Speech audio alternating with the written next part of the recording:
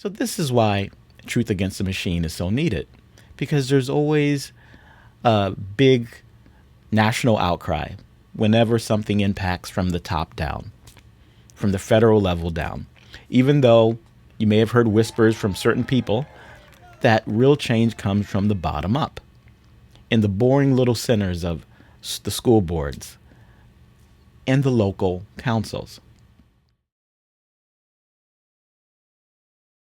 I've asked DC to do its part and to divest from Wells Fargo.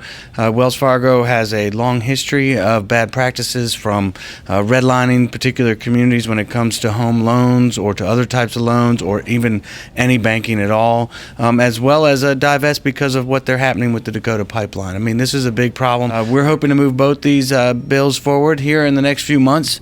Hopefully, both committees will hold hearings, engage in a public conversation, and move them forward. Jack Evans is the chair of the Finance and Revenue Committee on the D.C. Council. This is the same committee that is tasked with pushing this Wells Fargo motion introduced by Councilmember at Large Grasso to the next level. It's designed to move this forward. Today, along with my colleagues, Councilmembers Allen, Nadeau, Bonds, and Silverman, I am introducing the sense of the Council urging reassessment of the relationship with Wells Fargo Resolution of 2017. This resolution has to get through this committee in order to become a reality in the process of it becoming official. Now, the reason I bring this up is because there was a big stink about Jay Clayton, who is Trump's nominee to chair the SEC. This group here is protesting against the nomination of Mr. Clayton, who is a longtime lawyer and advocate for many of the Wall Street policies that so many of us have been rallying and protesting against. We can't fix a rigged system by relying on the people who rigged it in the first place, end quote. That's right, that's right. Can't fix a rigged system by relying on the people who rigged it in the first place. Donald Trump, he's right. So I just want to know, how many people seriously believe that someone who has spent 25 years hobnobbing with these giant Wall Street bankers is suddenly going to get tough on his buddies? If you believe that, raise your hand. I'm seeing no hands here.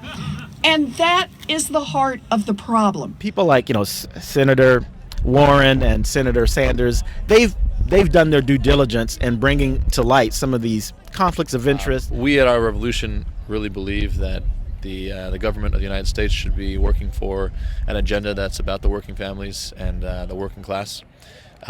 The SEC chair nominee, Jay Clayton, is not a person who represents those values. So we, with a coalition of partners through the Hub, have a petition that we sent around to the nation, got over 350,000 signatures of people saying that they too agreed that a man who used to represent Wall Street is not the person they want, trying to regulate that in the SEC. So you're saying you might have a problem with a lawyer essentially for the SEC. Might be a conflict of interest? I think it's a very blatant conflict of interest. And who would have thought? Jay Clayton has this potential conflict of interest being the chair of the SEC because of his background representing the banks, Goldman Sachs, etc.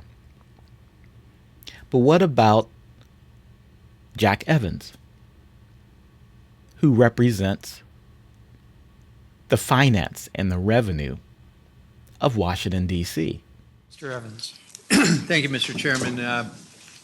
This measure, at the request of the Chief Financial Officer, would provide approval to exercise the remainder of option period 1 and increase the 5-year not to exceed option period amount to $12,408,396. The contract with Wells Fargo is to to continue to provide a wide variety of multiple banking services for the District of Columbia, including all revenue collection and disbursement, accounts, cash management services, and custodial services.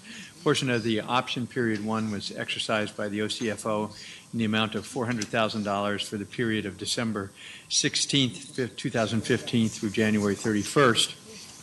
However, the remaining amount for option period 1 exceeds $1 million and requires council approval. This emergency measure is necessary to ensure services continue without interruption. So I'd like to move the emergency at this time. So that was Jack Evans at a hearing at the D.C. Council pushing a resolution through for Wells Fargo to remain the bank of record for Washington, D.C., which gives it the status of being the official bank, essentially, of D.C. No big deal, right? Well, not so fast. Doesn't this warrant the same sort of curiosity? The same sort of wonder that something so impactful, such as Wells Fargo, that we would want to dig a little further? So I did that. I did my own little digging to seek potential conflicts of interest. And here's what I found. We have the declaration before us. Is there discussion on the declaration? All those in favor say aye. Aye. Opposed? The ayes have it unanimously. On the Mr. underlying- Chairman, please record me as voting present. The ayes have it unanimously. Mr. Grasso will be recorded as present.